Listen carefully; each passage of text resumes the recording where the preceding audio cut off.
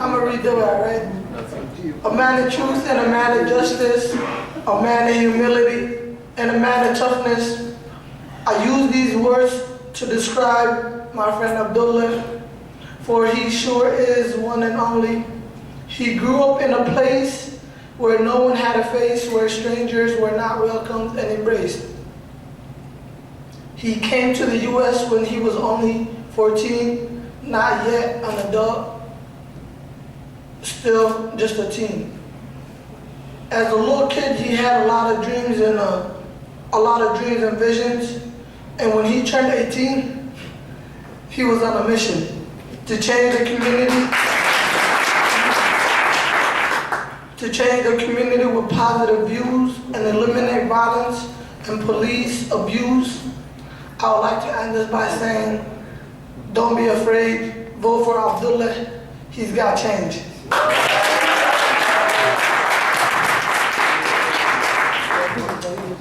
Thank you. السلام عليكم ورحمة الله وبركاته. وأنا سلام يا أمة الشرف قلت.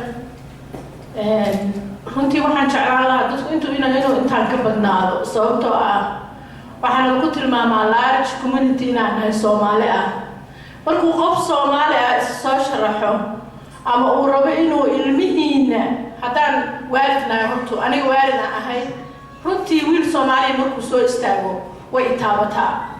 sababtoo ah waxaan hooyo ku korsata ilmatiin age ah halkaan wiilka dhalinyarada ah ee wadanka wax ku soo bartay imaaday asagoo jira I think 12 years 14 years waxa waaye every step oo nolosha ah xumaan iyo wanaag buu garanayaa kaasaan ilmaha wax ka bedeli kara haddii aad u food garaysaan runtii marka waxa uma soo istaagina wax badan runtii dhaho waxa ay keenay qiiro maaragtay walaalkay Abdi Abdulle xoogaa waxaan aqaanaa period time cunugan dhalayna wuxuu u yahay macallin marka waxaan rabaa inaan message halkaan ka diro caawa messagekaas oo aan u dirayo hooyooyinka degan xaafadda uu Abdi Abdulle u ordayo oo warnaanka la dhaho Abdi Abdulle waa wiil dhalinyar hooyo kasta haddii ay u guntato ama inay u food garayso ama haddii aysan xataa awoodin in maaragtay u ololeyso in ay ku taageerto xagga donationka oo kale waxaan u malaynayaa Soomaalida dumarkooda haddii ay isku taxallujiyaan inay wax bedeli karaan waxna ka bedeli karaan Abdi Abdulle ayna saari karaan kana dhigi karaan city council war 9 aan ugu ololeyno message-kaasaan rabaa u diro tan labaad aniga waxaan ogahay ilmaha Soomaaliyeed yaryarka ah ay ku tilmaamaan nacmiyuudka oo kale xagga violence-ga hadaya waxaan akhrinayay falaayirkiisa waxaa ku qornaa in uu xoog saari doono ilmaha yaryarka ah sidii uu maaragtay ula shaqayn lahaa hooyo kasta way taabanaysaa ha soo kacaan November 5 ha u ololeeyaan wiilka yarka. Salaamu calaykum. Salaamu calaykum.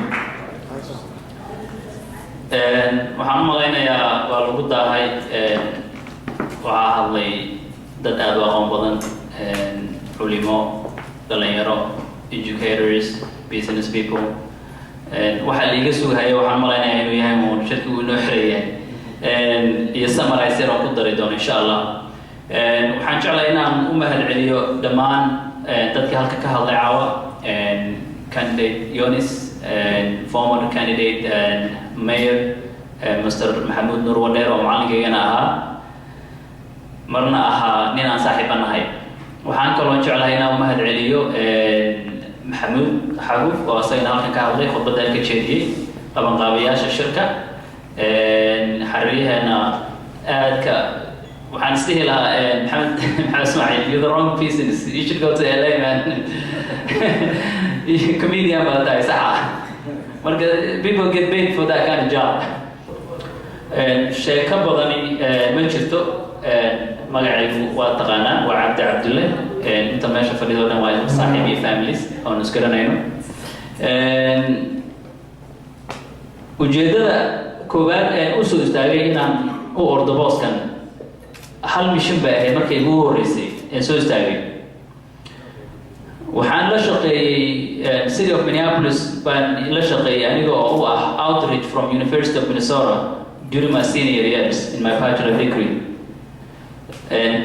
sanadadii ugu dambeysay waxaa dhibka ugu badnaa ay ahayd albaab kasta oo tago arrin Soomaali ama minority community waxa loo yaqaano ama dadka laga tira badan yahay ayaa lagu qaybsanayaa sidii loogu heli lahaa funds ama loogu soo qaadi lahaa community-ga markaan ku soo laabteen xaafadii dhex imaado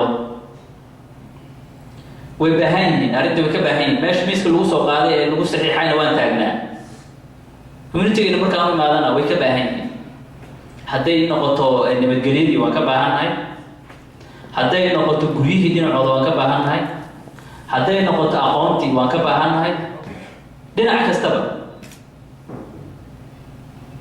marka waan fikir waxay sidee wax lagu gaari karaa wax lagu xallin karaa in aad ka mid noqotid dadka policy-ga qorahayo ama warqadaha qorahayo sharciga qorahayo ama wax codsanayo ama dawladda u dirahayo fariinta inaad ka mid noqotid mahane wax kaloo qaadi karta ma jirto weligaa waxaad ahaanaysaa waxaa jirta xayawaan ka mid oo meesha wax lagu qaybsanayo bannaankeedu istaagaan waxaa la dhahaa xonsho inaa taqaanaan af Soomaaliga aad u aqaanaaye xonshadu markay haad meesha lagu kala kaco iyo keliya soo istaagtaa halkaasaanu ka taaganahay marka siyaasadii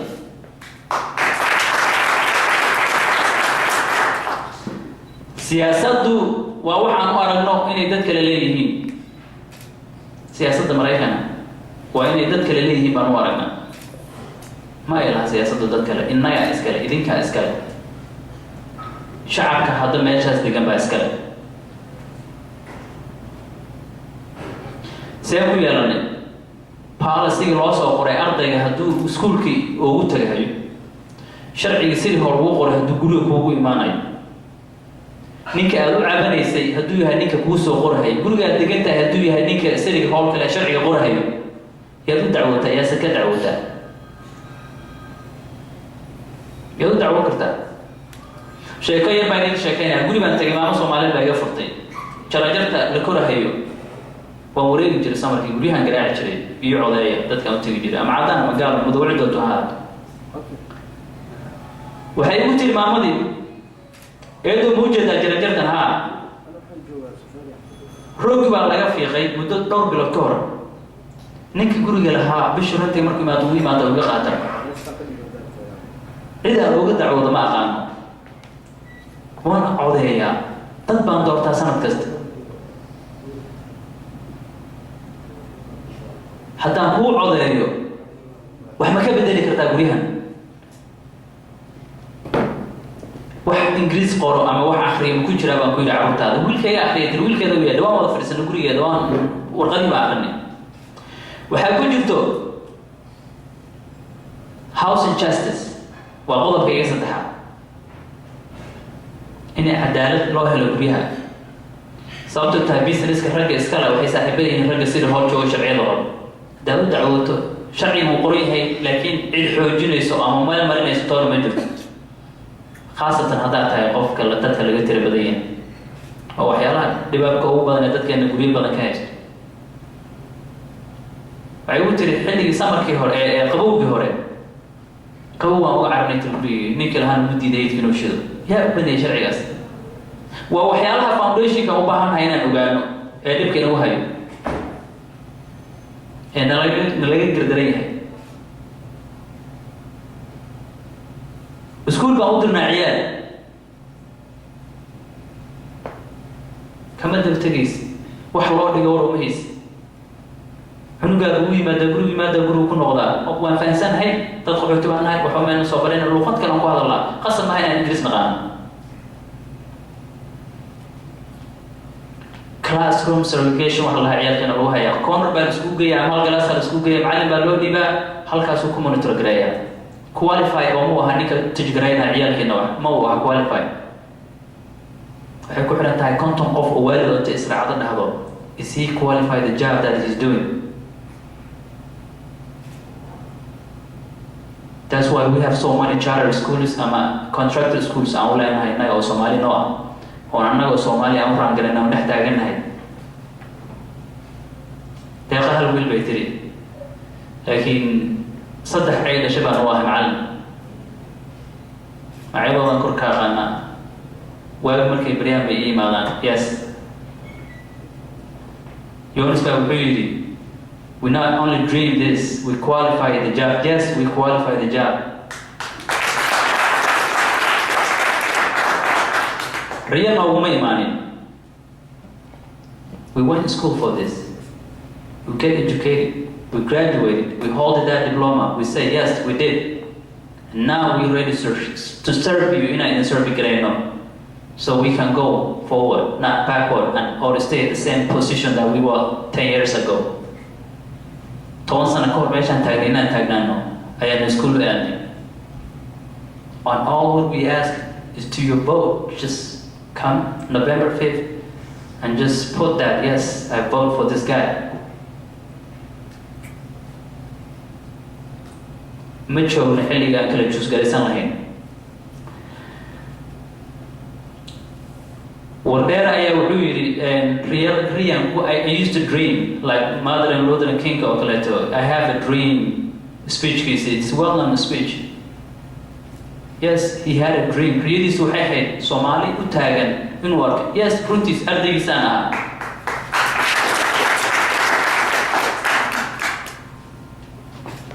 I do remember that class, and I remember the book that we used to teach civic engagement. That class, citizenship, is a part of marka citizen kala qaadanayo still recommended book yahay. He's a good teacher. He's very caring. A lot of Somali role model book yahay, and I'm proud of him. Riyadaydu waxay tahay nin iga dambeeyo Soomaaliya oo ordayo in aan segregation ama minority lagu tilmaamin oo la ogaado inuu yahay very strong candidate that will come out tomorrow oo soo baxayo oo markuu la rabo Soomaaliya ninka ka soo istaagay ninka opponentiisa ah la tartamayay uu ka baxo exit-ka. That's my dream. Inay wada clear path road ay helaan kuwa aniga dambeeyo. Safety was my first choice. Nin foundation na badan sameeyay oo cadaan ah oo xaafadan ila degan baan flyer-kayga u dhiibay markaas uu yidhi waxaad ka hadashaa education iyo equality. Safety-ga xaafadan is good bay u yidhi. Waxaan ku yidhi if it is good for you, it is not good enough for me. Aniga ima aha good, adi hadda is good kuu tahay. Because markuu booliska waco waa la yaqaanaa waa hebel within 69 seconds boolisku la joogaa. Innaga markaan wacno booliska we make second call sometimes. Mararka qaarkood waxaa la sheegahay oo maxaafideedba laga soo wacaya probably ciyaalkooda na soo wacaya naga daa. Ma aha xaqiiqi taas. Taxi payer lacagta laga jaro, lacagta la ninka jaro booliska aadaa. I will pay one of the people who was in charge of the police people in the city of Minneapolis. Haddii aad doorataan idinku aad kursi ay yeesaan anigay hoos imaanayaan and they will follow the rules ka aan dejino hadduu Ilaahay yiraahdo.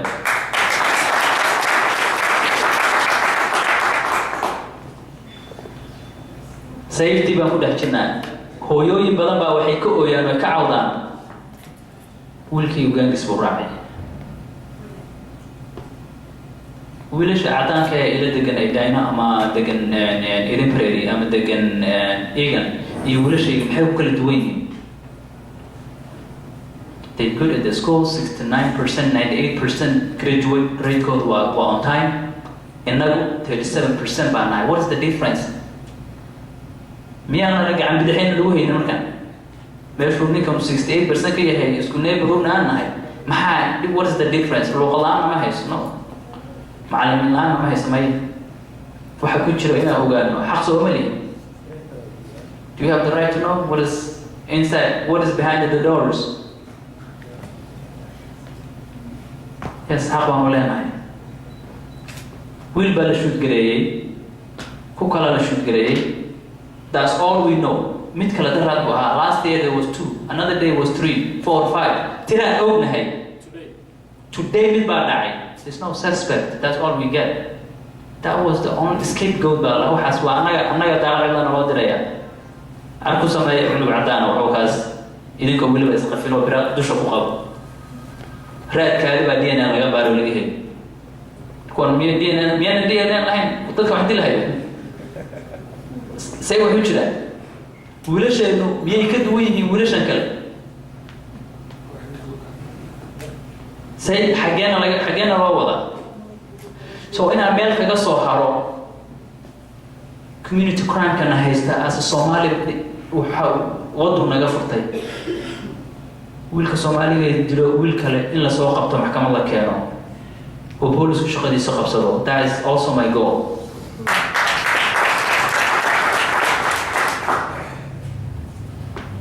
inaan cabsi aan ka qabin aan wiilasha walaalada iyo Abdi iyo Khadar aan u diro playground ay soo ciyaaraan wadada safe ay ku soo noqdaan. It is my job and it is my dream and it's my goal. waxaan ku diyaarinahay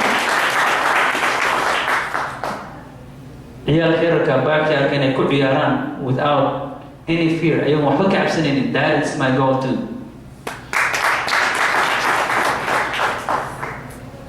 Prevention crimes. Minneapolis community is a big community. Sheekay baa idinka sheekeynaya. Hadda ka hor baa article aan title lahayn waa taqaanaa article soo ma aan title lahayn baa lii dhiibay. waxaa ku qoran dad la cayiliyo oo dad kale ay qashaan iyo sheekooyin isdaba marsan oo wax macnaa sameynaynin.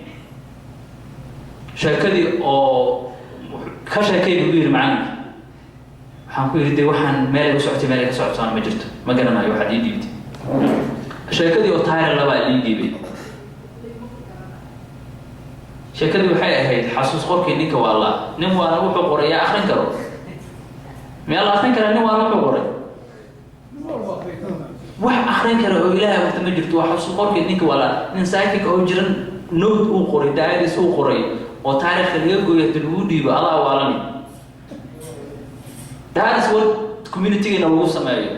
waxaa loo dhiibaa the diary of madman intay akhrinayaan ku wareersan yihiin 300 bridges baa la dhistaa 300 roads baa la qaadaa almost meesha waa looga guuray markaan soo kacnaa nobody is around us. Really, that's true. sheekay baa idinka sheekeynaya.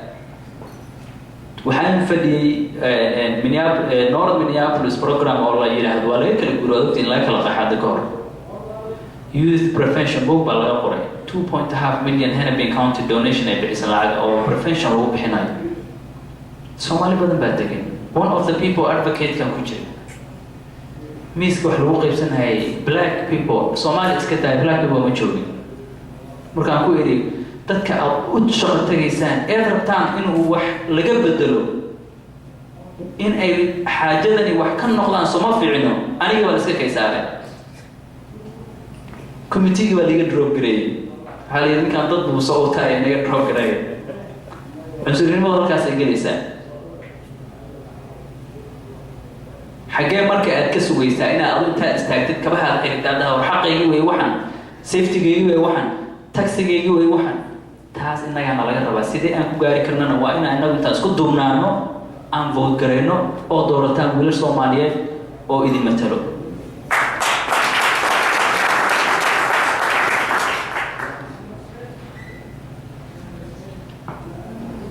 arrintan rabo inaan kusoo khatimo waxay tahay waxaa la yidhaahdaa lahaanshaha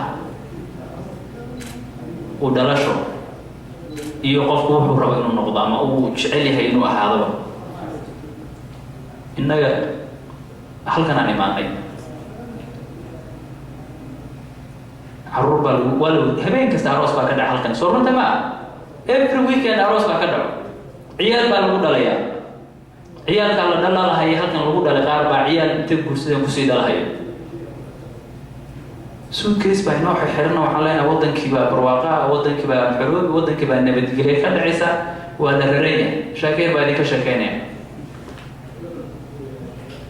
dadka taariikhda anthropologists iyo dadka waxay qoreen bini aadankuba inuu Afrika ka soo uskumay dabeetana adduunka intiisa kale la kala aaday. meesha baahida shalay ka keentay way ka jirtaa wili horta ogaada caafimaad darrada ee looga soo tagtay shalay way ka jirtaa xabadina weli way ka dhacaysaa soo ma fiicino in aad halkani uga abuurtid cunugaada ma joogaysid adduunka geed ka baxay ma ahaanaysid waa dhimanaya inaad strong foundation u samaysid oo masaajida u dhiso madrasooyin u dhiso ay leeyihiin oo u dowlatid legislative u sameeya sharci oo la diin ah oo la dhaqan oo garanayo waxay u baahan yihiin soo mid idinka ladinka rabo ma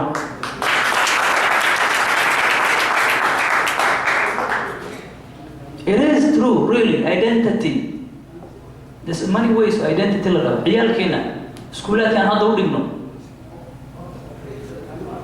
maybe school Soomaaliya wada dhigtaan bay wada joogaan laakiin dual identity waxa la leeyahay subax guriga markay ka baxayaan waa qof Soomaaliya markay iskuulka tagaana waa qof American that is kind of life ay ku nool yihiin inaan fahanaan aan u baahanahay is the truth waa runta lagama leexdo gabadh kasta iyo hooyo kasta ubadkeed wax fiican bay la rabtaa waxaad ku gaari kartaa innaga oo ka mid noqono siyaasadda waddankan cunugaada halkan ku dhashay waddankiisa waa halkan gabadhaydu waxaa weeye gabadh Americana taas inaan fahanno ayaan xaq u leenahay ciyaalkeenu xaq inoogu leeyihiin weeye because halkan ay ku dhasheen waa dad Americana faa'iido uguma jirto maanta haddaad dhahdo marna 4 sanana waxay ku noolaanayaan Kenya 4 sanana Ethiopia 4 sanana waan soo celin weynaa hadhow marka soo celiso halka kuma guursanayso carruur kuma dhalayso miyad geed baa taabo baxay oo noolaanaysa weliga ma dawadaysa 4 sanana ma sii wada 4 sanana ma soo wadi this is your land this is your country you have to believe in that waddanka dad kasta way yimaadeen cid kale ma jirto adduunkan meesha doontan ilaahay waad ku caabudi kartaa taa la aamino dowladda waa muhiim inaan ka mid noqono ama dowladda ha noqoto hoose ama tukore waana mid inagana sugayso dhibaatada inay haysatana aan iska saarnay ah keena yiraahdo waxbaan dadku u qabanaa in profile lagu sameeyo la dabagalo la dhaho danihiisu nagu wataa iyo kan loo arko inuu dad community-ga u istaagay shaqooyinka badan oo ka dhibiyar baa jira oo qaban karno dadkeena rabnaa inaan wax u qabano wiilasheena rabnaa inay iskuulla aadaan sharciyada aan naqaana rabnaa inaan dhex keenno dowladda ka keenno waxaan akhrinayaa proposal ay wadaan inay masaajid laga codfuro baar khamri ah kuwa ma jirto sida Minneapolis Palace meel oo community faith base ah carruurkaas arka kaniisad iyo baaras ka soo horjeedo you will never see markiis aad xataa magaalooyin kale wixii waalidiin garanayaa the guys who are running this job they qualified to do the job I will ask you again come out soo baxa maalinka November qofka taqaanto u sheeg baxa albaabada garaaca doorta